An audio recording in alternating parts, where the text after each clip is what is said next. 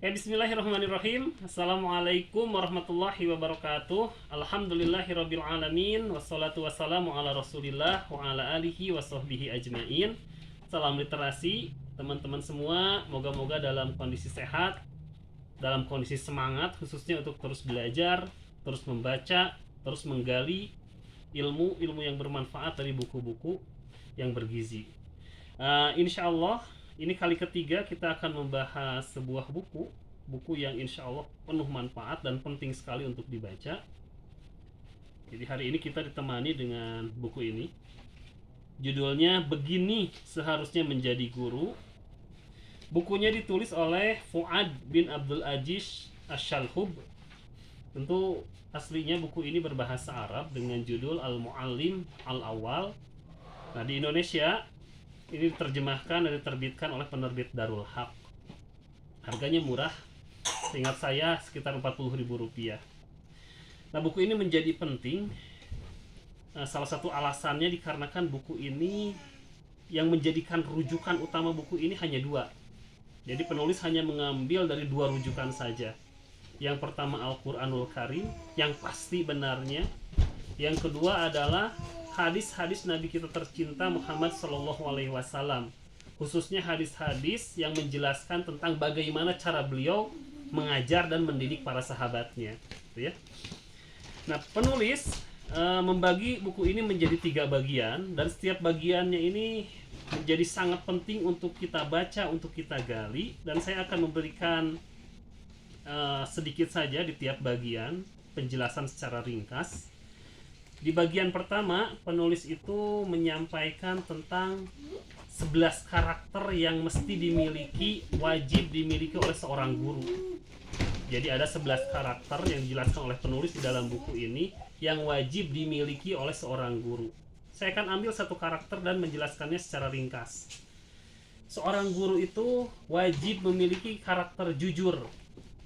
Jadi dari 11 karakter itu, salah satu karakter yang dibahas panjang lebar di sini adalah seorang guru itu wajib memiliki karakter jujur. Tentu jujur itu harus dimiliki oleh setiap muslim, tapi seorang guru dituntut untuk jujur. Jadi tidak ada alasan bagi seorang guru untuk tidak jujur, harus jujur. Nah, mengapa?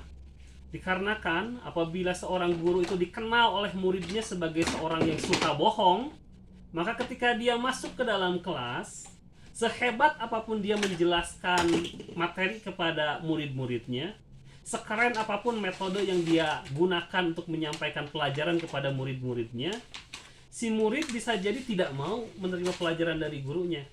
Karena muridnya akan bertanya-tanya, ini bapak guru atau ibu guru sedang berbohong atau tidak?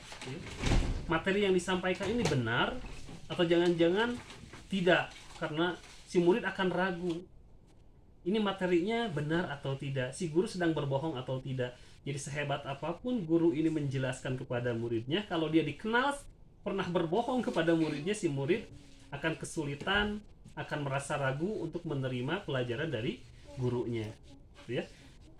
Itulah mengapa seorang guru itu wajib memiliki karakter jujur, tidak boleh bohong walaupun ketika sedang bercanda.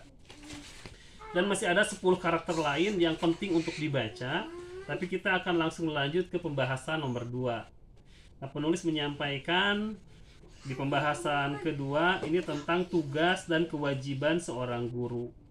Ini pun menjadi sangat penting untuk dibahas, khususnya di zaman kita di Indonesia malah, karena guru ini sekarang dibebani dengan banyak kewajiban.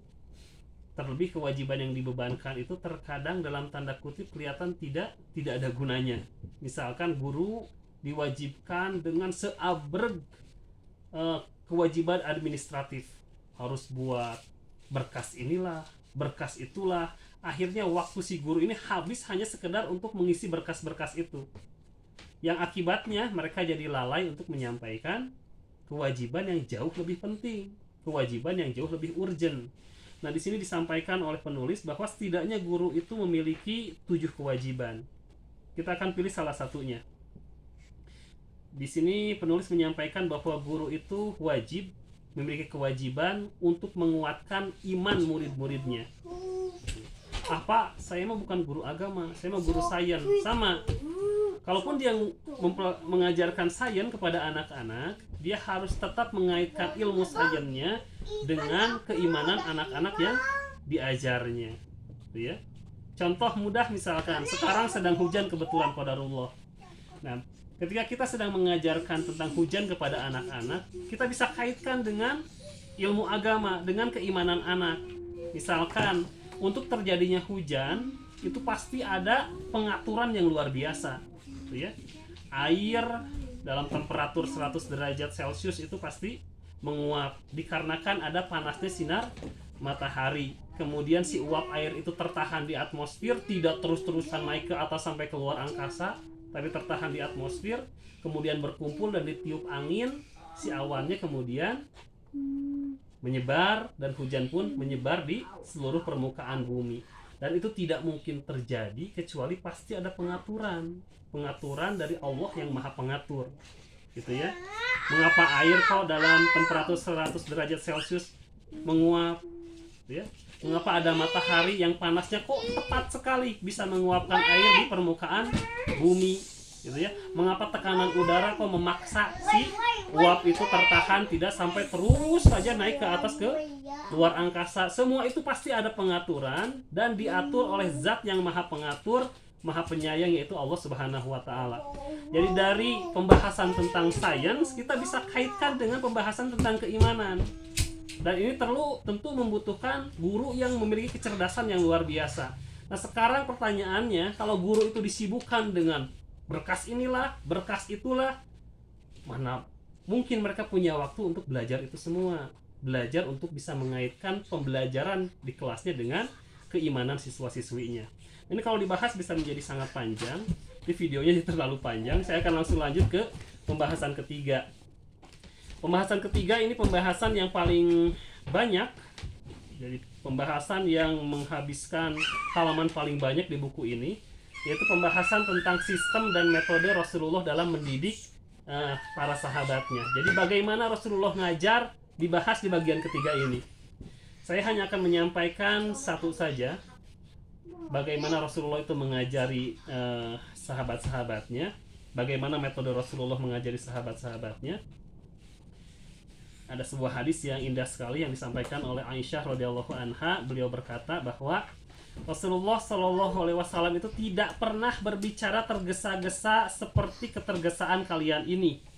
Akan tetapi beliau berbicara dengan ucapan yang jelas dan lugas, bisa dihafal oleh orang yang duduk belajar kepadanya.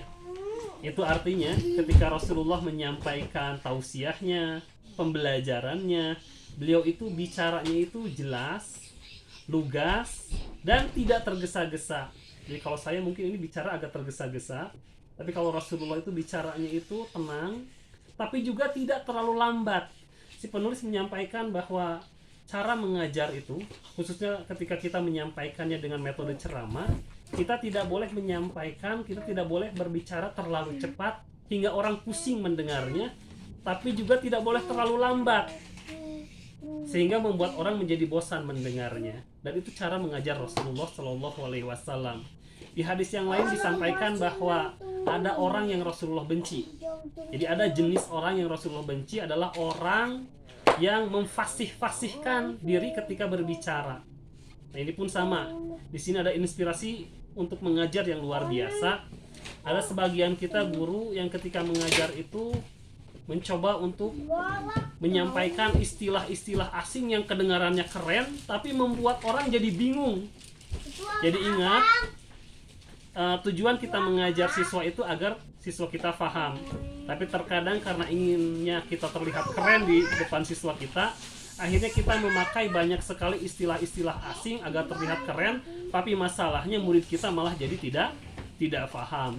Dan Rasulullah tidak menyukai orang yang memfasih-fasihkan diri ketika berbicara, terutama seorang guru. Tentunya kita harus paham bahwa murid kita ini level keilmuannya di bawah kita. Jadi sebisa mungkin ketika berbicara pun kita menggunakan kalimat, pilihan kata yang bisa dipahami oleh mereka.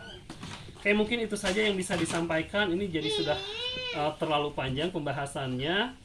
Yang jelas buku ini sangat penting untuk dibaca oleh teman-teman semua, terlebih kalau teman-teman semua adalah guru yang mengajar di sekolah atau di kelas. Oke, terima kasih teman-teman semua, beli bukunya. Salam literasi. Wassalamualaikum warahmatullahi wabarakatuh.